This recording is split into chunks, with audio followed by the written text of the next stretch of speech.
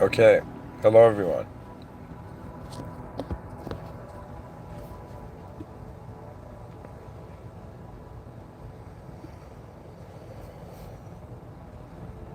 A lecture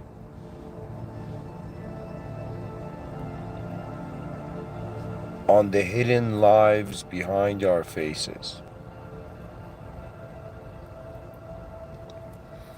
I thought this is something that a human being should comment on.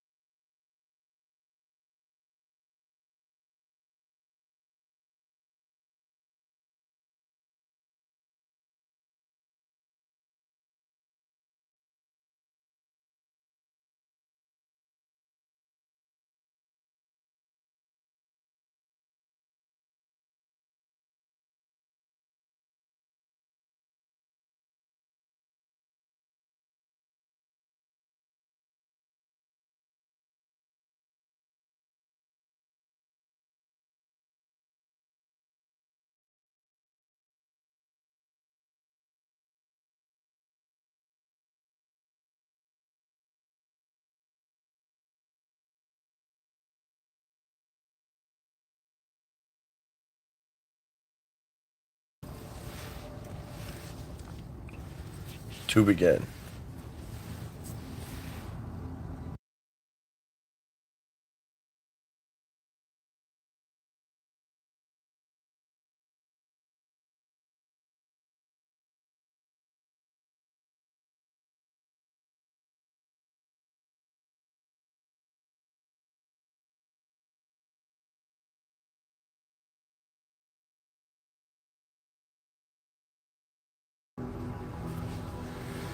a human being,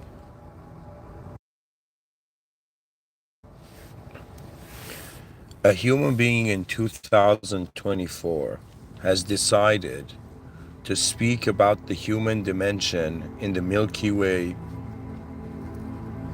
galactic sector. My first considerations on reality were how is my sense of self established? Then it went towards how is my world established?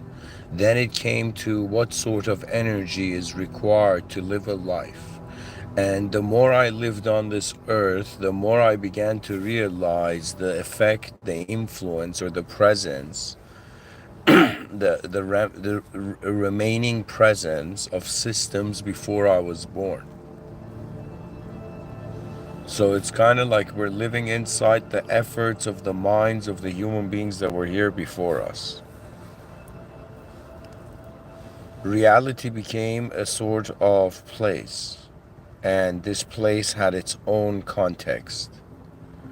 You know, when you're inside a bank, different context. When you're at the airport, different context. When you're like at a grocery store, different context. When you're at a restaurant, different context. So it's as if reality, it's honestly like a simulation because video games are based on reality, right? And in video games are simulations of reality.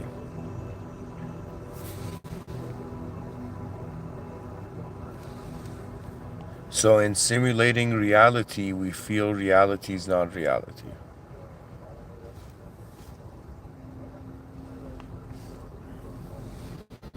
I think what's important to consider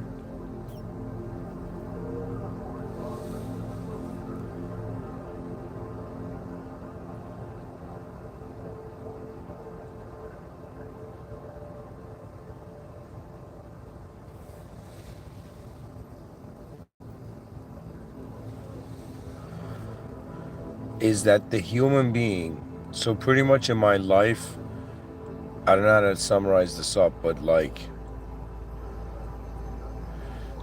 phases of life went into what the self wanted, then it went into what others wanted. Now it's come to this point where I'm like, what does the world want? Then it shifted, and it's constantly this context of the world that is the story I'm telling myself is constantly shifting. And it eventually shifted to a degree where I realize if you take away the language and the personality and the names, and if you take away subjects and symbolism away, you just see biological organisms existing. So what world leaders are starting wars over are in some sense in the domain of abstract entityhood. So there's something more, right? Like, I don't know what other way we can discuss this with the whole, like, if everybody on the planet was listening, like, what can I say? We don't know how advanced we are, but at some point we get to realize the seeds are planted. I'm communicating in the presence of those who had born, and those who, who were born, and those who will be.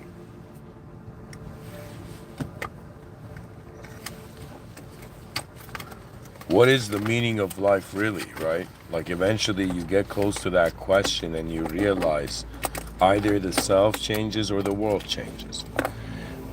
If you want the world to change, you're rendered as a narcissist. Why?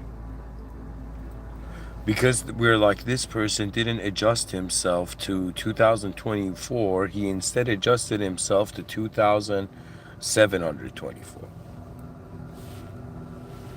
When a civilization shuns the future, it is a civilization that is defeating itself. It's a moment where the heroes arrive.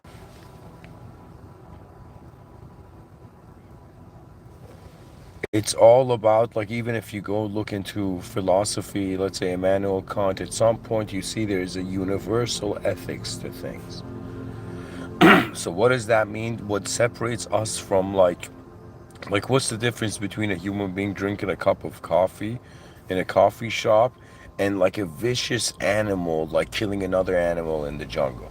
What's the difference? One, the attention of the animal to its environment is way surpasses the attention of the human being to its environment, but the understanding of the human being's way surpasses the understanding of the creature. So we see violence was a strategy for low intelligent entities.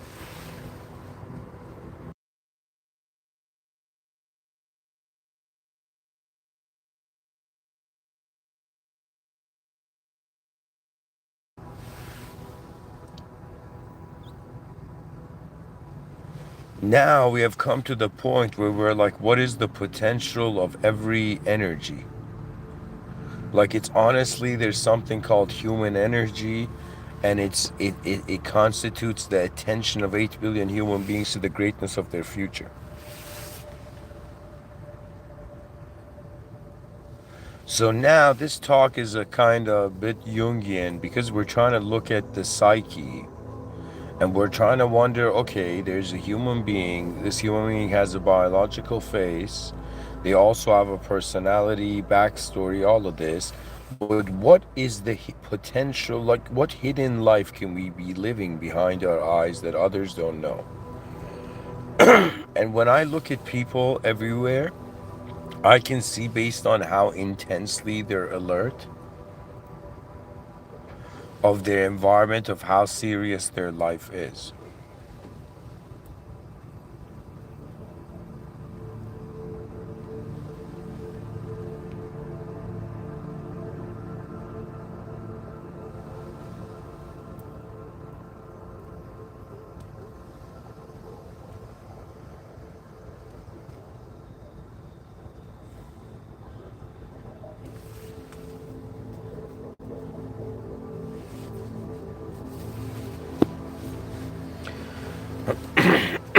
I would say what's behind everyone,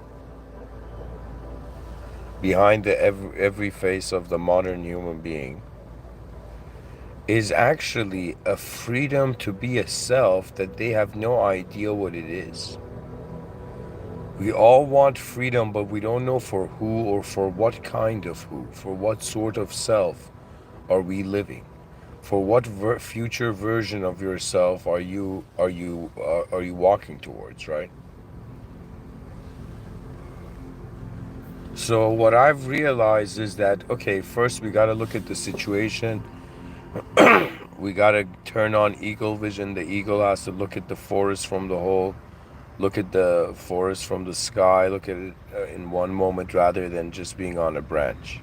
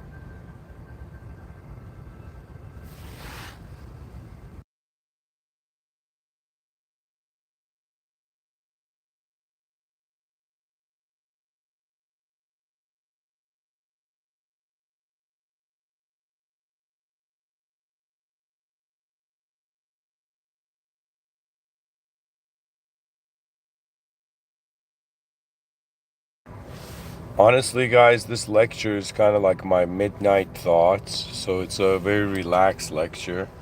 So feel free to jump in and add dimensions to it. Honestly, I'm pretty much like, I guess every person's behavior is a reaction to a perception.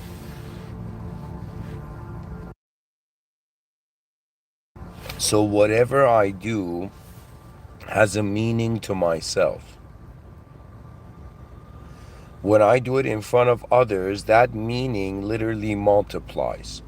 So if I do something in front of one person, it's like there's two meanings to the moment. If I do it in front of like 1,000 people, it's like 1,000 ways the moment has meaning. So what the moment is like this giant unknown probability space, this probability sphere, or in one book I wrote, I called it the inventor sphere, and every person takes their accurate vision from the world, right? So what this means is what sort of level of context do you see to reality? So that means if your responsibility level is based on, your most accurate vision's context to reality,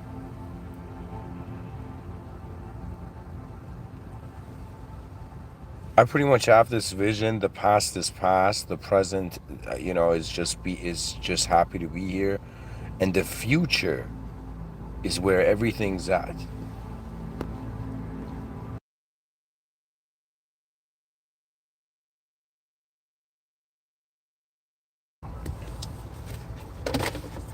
I'm not telling people to worship the future because the future is inconceivable.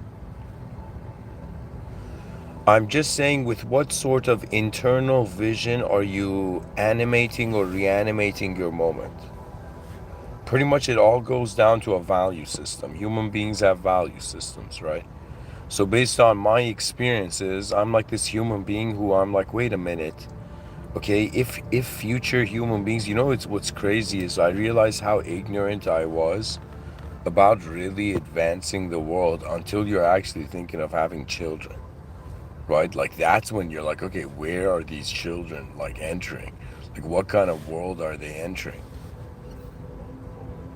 So when I think about the advancement of civilization, either technology is just going to build an advanced civilization for us, or human beings are going to realize external revolutions to update the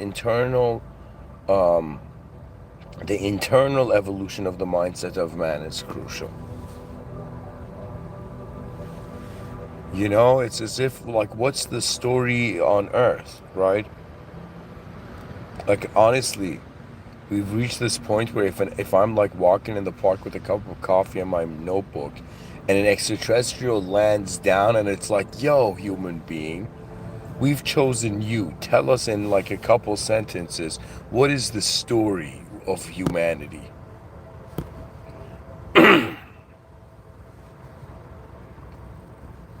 Imagine I use Chat GPT and I give them an answer. That would be hilarious. But no, I would. What I would do in that scenario, I would say, first approach would honestly be, because I don't know what sort of extraterrestrial it is, kind or benevolent. I would say the story. I would say the first question to ask is, what are we? So if an extraterrestrial asks me what is the human story, I would say it's the story of a part of the cosmos discovering its greatness.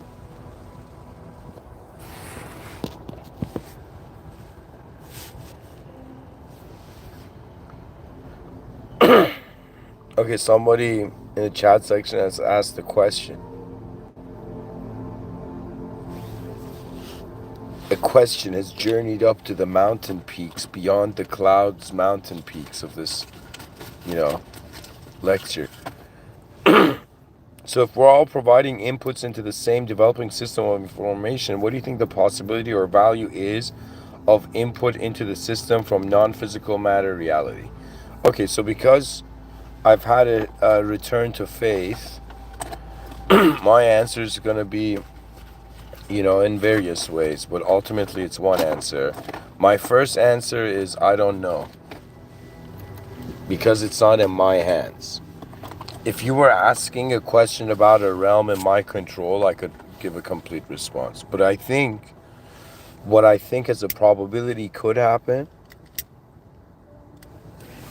is that in the next 100 to give it 500 years, there's gonna come an immense, incredible human attention to how imagery, how it's like humanization, natural humanization versus technological dehumanization, cyber dehumanization. I feel this is the next, like this is maybe in the next 100 to two, let's say 500 years. This is the theme.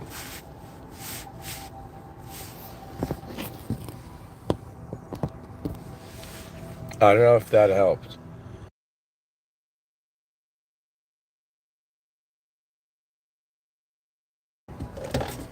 But honestly, my view is like if everybody's it's like pretty much saying like, what do you do with a pile of information that a species is collecting? The idea is it would lead to something. The geometry, it's like saying, like if 8 people drew a line, each drew a line on a piece of paper, what sort of artwork you would have? You would have something incredibly complex, right?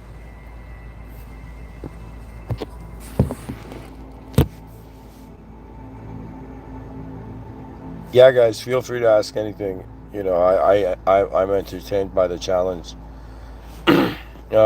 In the chat section, somebody says, "What about if I ask it in this manner? How does everyone's subjective perspective matter to reality? As in the New Age saying no bad vibes allowed." Okay,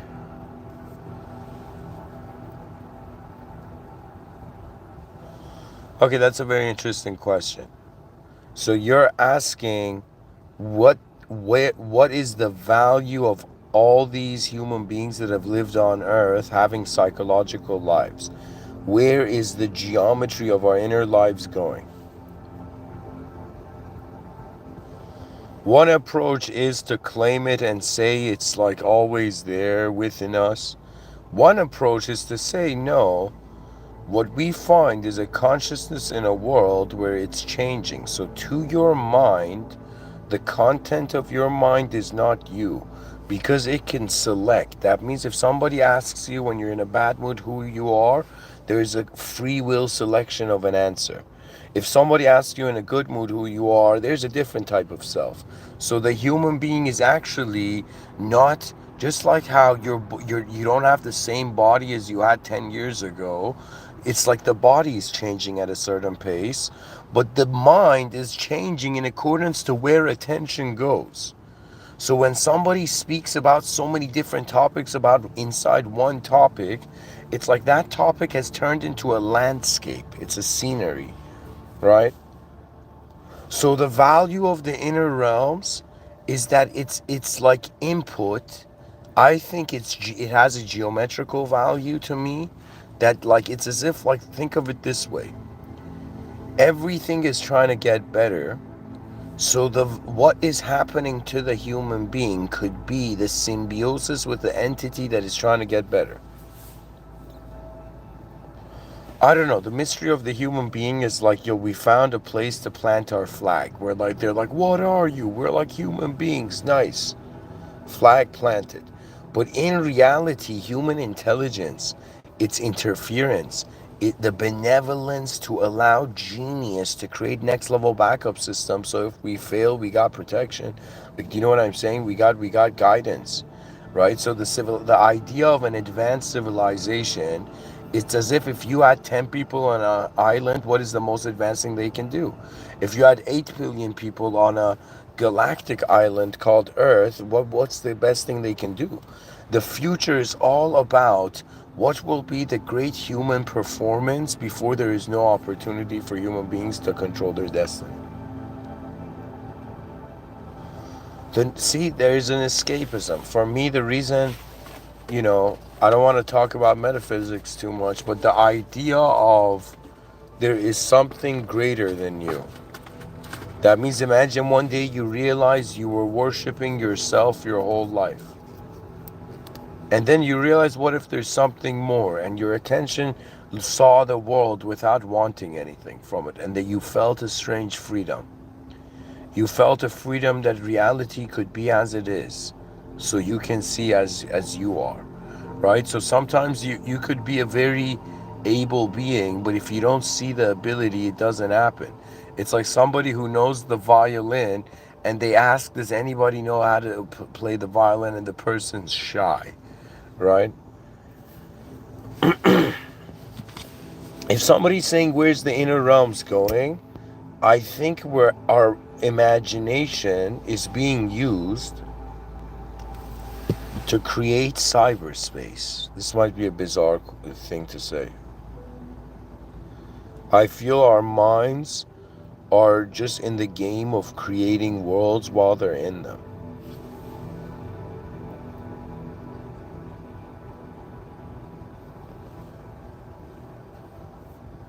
Yes, somebody in the chat section says it leads to the crystallization of higher realms. Yeah, I could see that. Honestly, what I see is like, I saw that, all right, every person has their own inner realm and there's one outer realm. So technically there is one physical world we're all standing in, right? And then each of our minds inside, where the old school idea was that the mind is inside your brain. So each brain is in some sense having an awareness of its environment and recreating it. So there is no smart or stupid person. There is just different types of processors, just like different types of chips in a computer, right? So you can't say, like, like even anything. You can't say the buttons on a telephone, or you can't say like the screen of a telephone is stupid without considering the whole telephone. Do you know what I mean?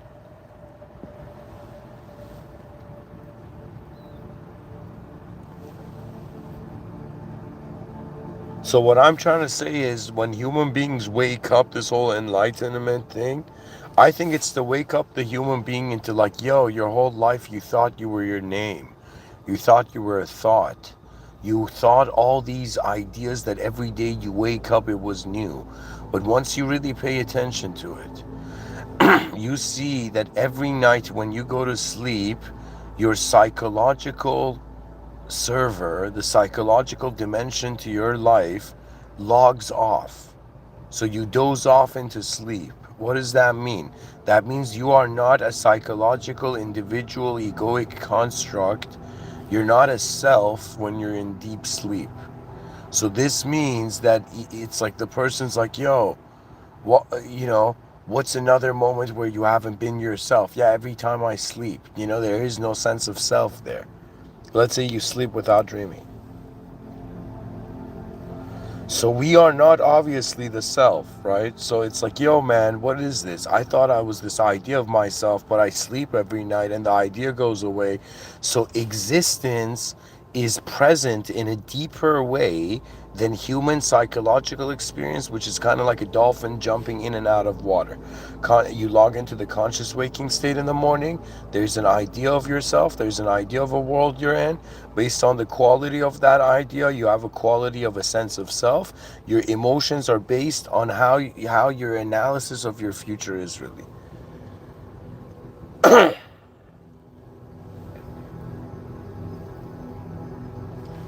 For me, I just ask myself, like, yo, man, are you really someone who can't build an advanced civilization on Earth? I was like talking to myself, right? Like these were private thoughts of my own.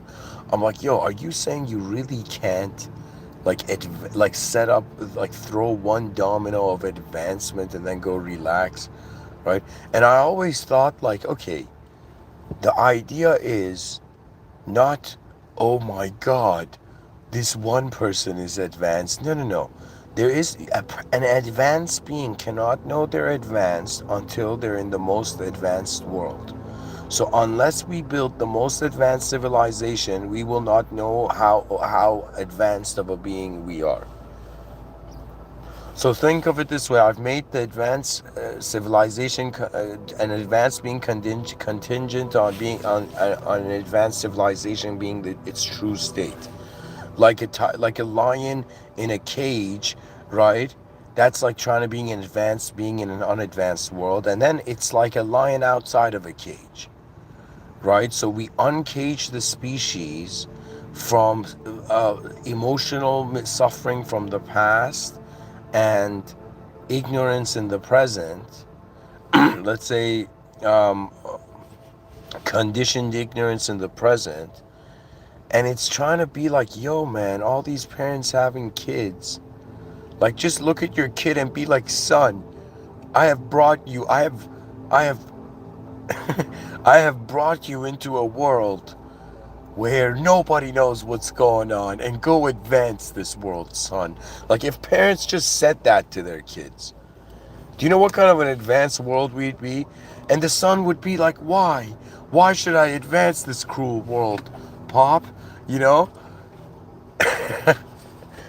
And the person would say, advance it because one day you're going to ask yourself, why was it all here? And it just pretty much deserves our greatest effort, right?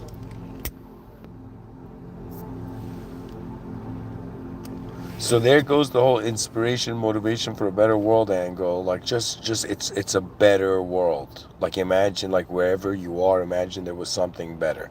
So imagine this whole time, 8 billion organisms on a rock in the middle of nowhere, under the presence and authorization of higher will of God. It's like there's so many forces at work here. There's so many levels to the world that ultimately to be an entity is to manage information and constantly realign our categorizational system on reality.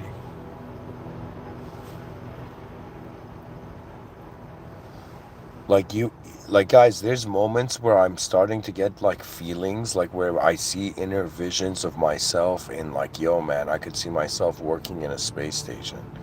I could see myself, working at this shop in a place where there's like docking space stations, and like the shop creates the most advanced kind of like tech. Do you know what I'm saying? Like, I could see the future being so much more satisfying and fascinating.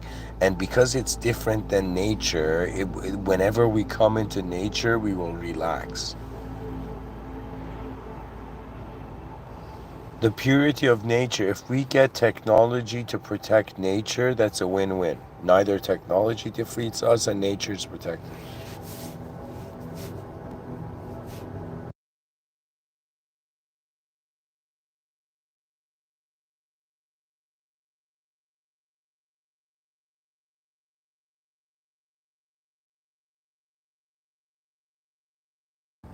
So let me go deeper into this idea before I actually end off. into this idea of, okay, what is this hidden life behind the face of people? In actuality, I don't need to explain it because everybody knows it. Everybody knows that we're all wearing masks and we're communicating through these Iron Man suits of archetypal subjective identities, right? So we cannot ignore that everybody on earth is an incredible subjective actor. They're like, Mr. Within, I'm not acting. I'll be like, yo, the moment you wake up, you're acting in your own world.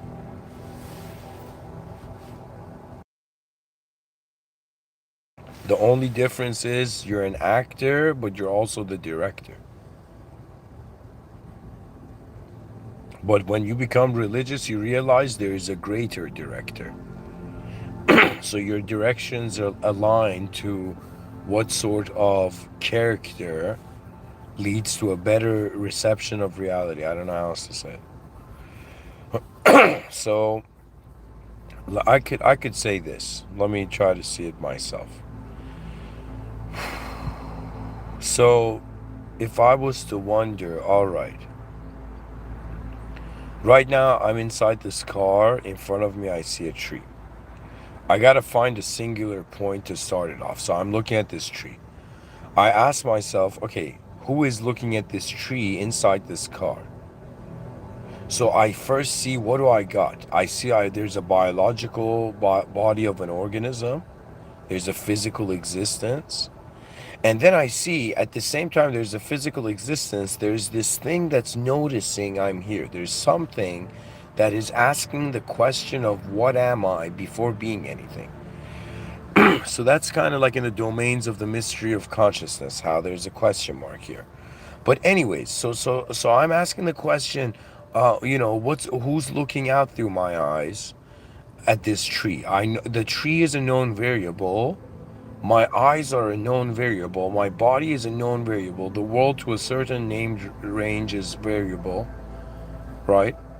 But what is looking through my eyes, it feels so aware of now that it's like novelty itself. I can't tell you, but I feel the soul is always new. Like it's another way of saying it's like timeless. Timeless means it can't get old, so it would be another definition of being new. I honestly feel there is a timeless dimension inside a dimension of time. We're the intersection.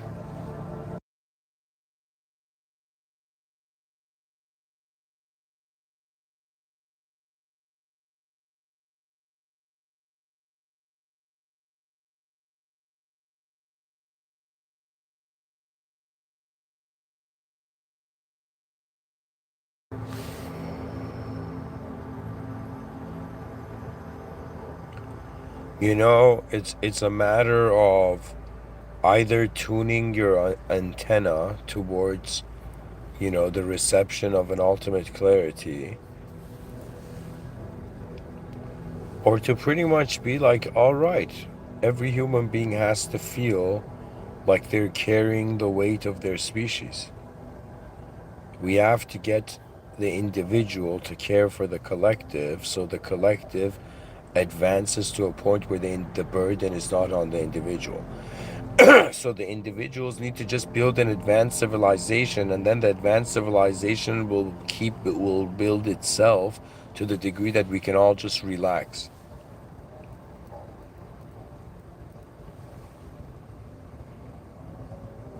Anyways, I hope this episode was helpful. And at the same time, I'm trying to think, what else can I say that's hidden behind our eyes? What's hidden behind our eyes is an entity that has this fear of vanishing, but at the same time has this desire of expression. So it's kind of like the mind's like, I don't know what to tell you, man. I want to be everything, but I also want to be nothing. I want to create, I want to destroy, I want to see chaos, I want to see what. At some point, you're like, okay, it's just like a receiving system, right? So it's like once you receive reality, what I've realized is that I think it was Da Vinci or Michelangelo or Aristotle. I don't know who it was. Some dude was like, I think it was Da Vinci. I think he says time waits for those who need it to, or something in those lines. I don't know. But he was pretty much saying time is not something that goes in a straight line. When something becomes important, the time for it is instantly created. So time stays there as long as you need it, this idea. I'm pretty much trying to get 8 billion inner realms to update the outer realm. So then the inner realms it'll be easier for the inner realms to update the inner realms because technology is doing more of the hard labor. So we do more of the mental work, but we also create a world where everything's like an obstacle course. So the person has to be healthy. Anyways, guys, thank you. And an advanced civilization is the future's birthright. Never forget that.